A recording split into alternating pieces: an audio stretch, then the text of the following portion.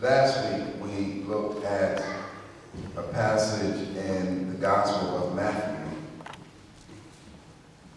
chapter 25, and we looked at these 10 virgins, these 10 bridesmaids who were preparing for the coming of the bride. We argued that the bridesmaids represent church, and the oil represents the presence of the Holy Spirit, and the bridegroom represents Christ.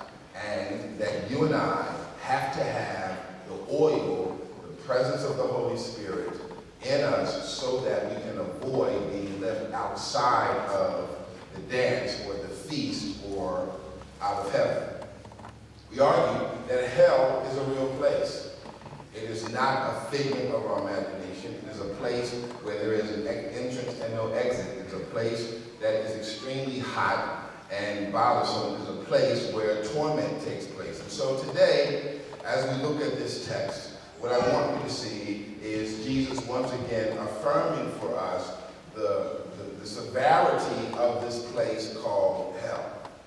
This place of total, eternal separation from the presence and the power and the authority of God. And so, well, not the authority of God, but the presence of God. And Jesus talks to us by setting the stage, if you will. Now, and I'm going to preach this as two different parts of a play. The first stage of the play demonstrates a man who lives well.